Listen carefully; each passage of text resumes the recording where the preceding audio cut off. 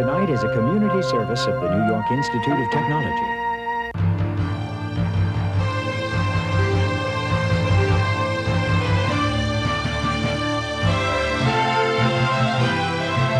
Covering the news of Nassau and Suffolk Counties, Long Island News Tonight with Ken Eckhart, Carol Peck, and the award-winning LI News team.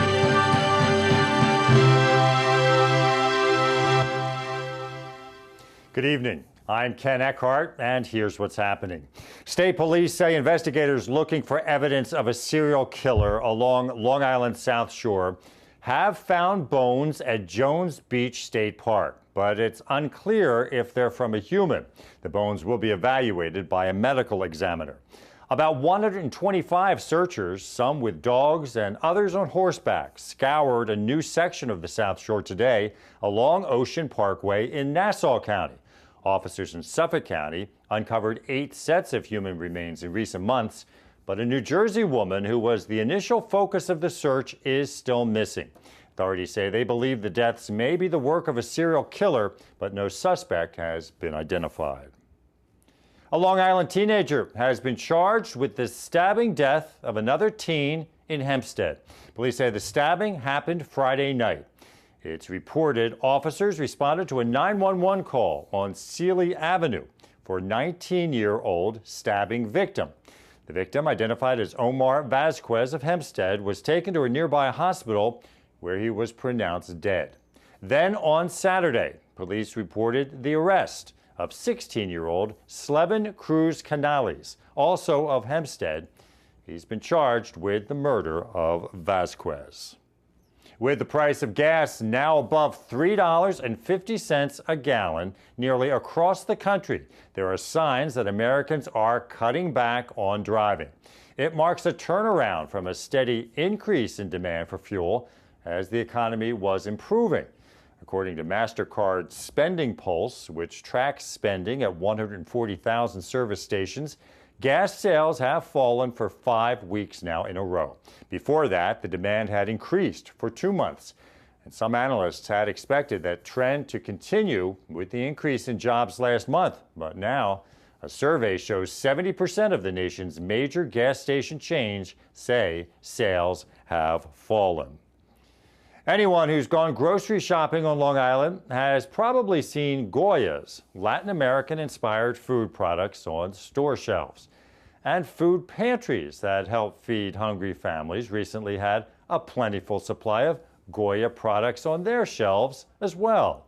Jody Goldberg tells us why. Goya, the largest Hispanic food company in the United States, is celebrating its 75th anniversary by donating 75,000 pounds of food to Long Island organizations that fight hunger. 1 in every 10 people across Long Island were accessing food from the emergency and non-emergency food network across Long Island. The donation was announced at the Goya warehouse in Bethpage. And according to Shubin Dresner, who represents Island Harvest, children suffer the most from the harsh reality of hunger. Kids should be out in the community, laughing, having fun, learning in school, and not struggling with hunger, going to bed hungry at night, waking up that morning that way. Over 300,000 families on Long Island are starving, but with the help of Goya, 60,000 of them will now have food on their plates. In addition, the donation marks the start to a 75-day campaign.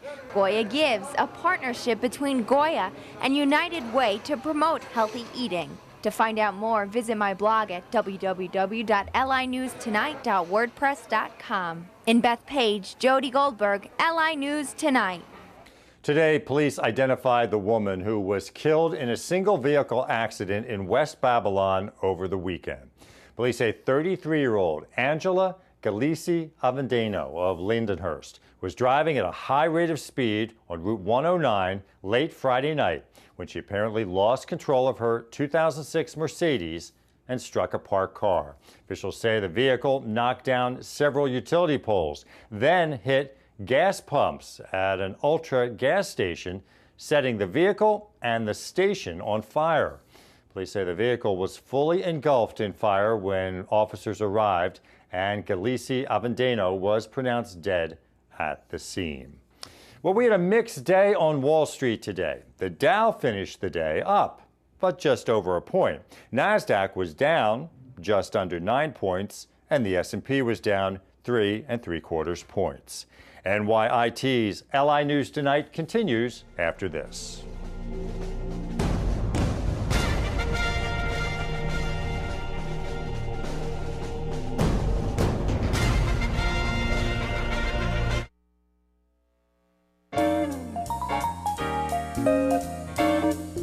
Finance counselors will be available to talk about ways to get out of debt at Brookhaven Office of Women's Service in Farmingville on Tuesday, April 19th. To register, call 631-698-2074. Paint your own Russian nesting dolls at Brentwood Public Library on Tuesday, April 19th at 11 a.m. For more information, call 631-273-7883. See a screening of the film Platoon at New York Institute of Technology's D. Seversky Center in Old Westbury on Wednesday, April 20th at 5:30 p.m.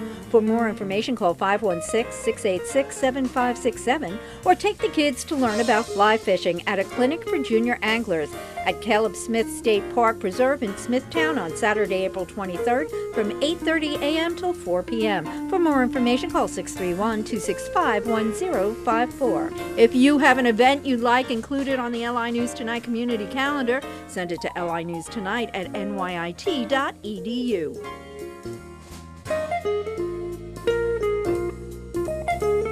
Press play to start your future. Learn the industry. Use the technology. Become an expert in television reporting, journalism, radio, digital film, public relations and advertising, television production, digital graphics, a beautiful state-of-the-art campus, a road to the job you've always wanted, in the media capital of the world. Communication Arts at NYIT. When can you start?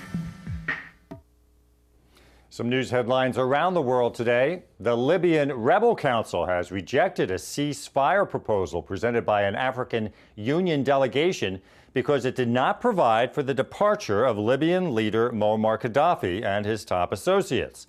The head of the council, who's the country's former justice minister, said the initiative did not respond to the aspirations of the Libyan people. He added that the AU proposal did not discuss Gaddafi's removal or that of his powerful sons, and instead only involved political reforms. African leaders are shuttling between Libyan leader Muammar Gaddafi and rebel leaders in an effort to broker a ceasefire. Today, they were in the opposition stronghold of Benghazi, where more than 1,000 demonstrators gathered outside their hotel chanting anti-Gaddafi slogans. Japanese scientists say a 7.0 magnitude aftershock rattled the country's northeast today, 1 month to the day since that massive quake and tsunami that devastated the coast and unleashed a nuclear crisis that's still unfolding. A U.S. monitor put today's aftershock at a magnitude 6.6, with the epicenter about 100 miles north of Tokyo. Today's aftershock sent people in the city of Sendai screaming and running into the streets. Mothers grabbed their children and windows shook. A warning for a 3-foot tsunami was issued, but that was later canceled. And the International Monetary Fund is warning that the world is facing new threats from surging oil prices, Mideast turmoil, higher inflation in China, and Europe's debt woes. But the IMF says the new troubles should not be severe enough to derail the recovery from the worst global recession since World War II. In a new economic forecast, the IMF says the global economy should grow about 4.4% this year.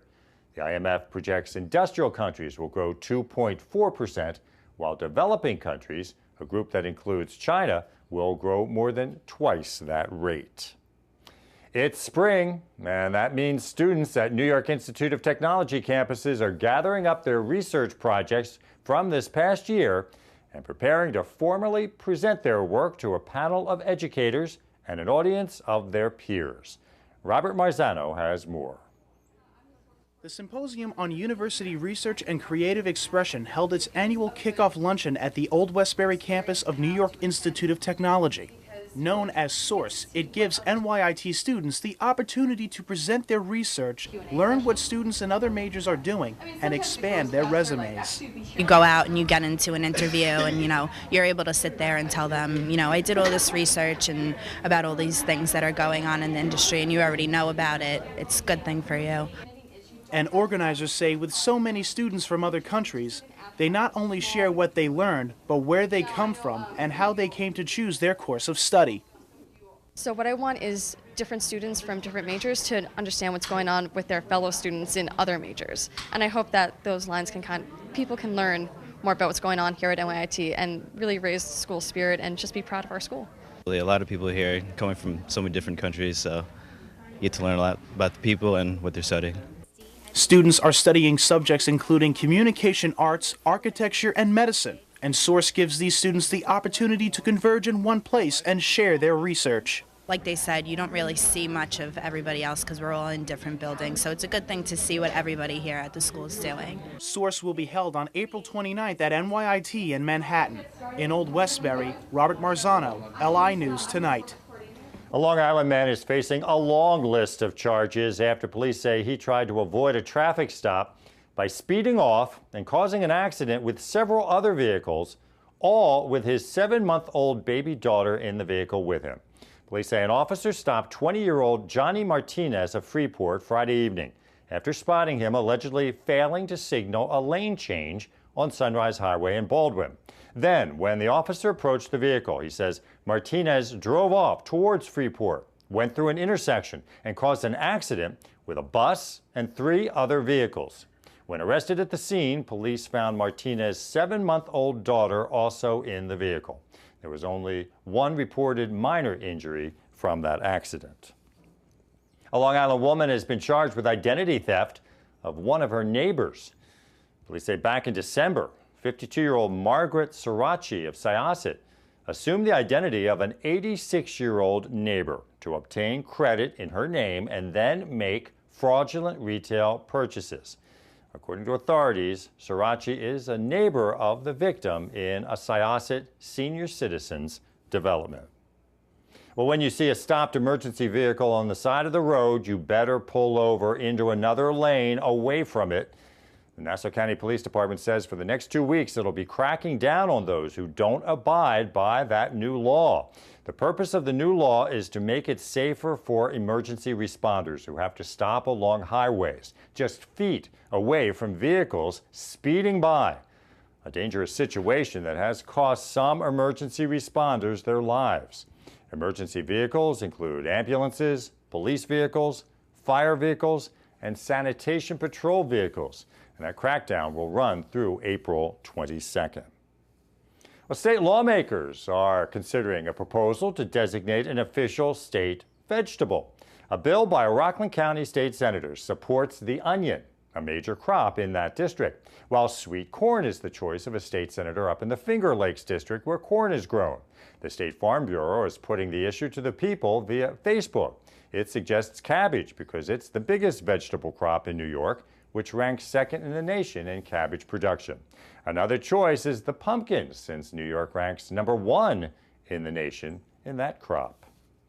Well, after a foggy morning, we had a mix of sun and clouds today, and it was mild. The high was up in the low 70s. Tonight, chance of some scattered thunderstorms with a low in the mid-50s. Tomorrow, mix of rain and wind with a high around 60. Wednesday, a chance of showers with a high in the low 50s. Thursday, partly cloudy, a high around 60, and the outlook for Friday, partly cloudy with a high in the upper 50s. And that's it for NYIT's LI News Tonight. I'm Ken Eckhart. Thank you for watching. We'll see you again tomorrow. Have a good night.